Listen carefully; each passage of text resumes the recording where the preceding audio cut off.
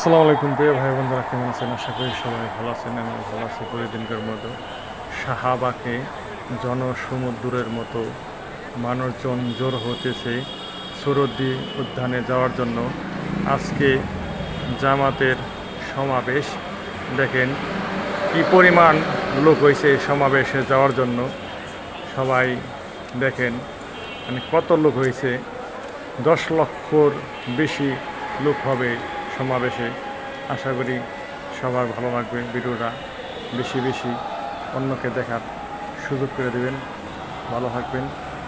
আসসালামু আলাইকুম ওয়া রাহমাতুল্লাহি ওয়া বারাকাতুহু।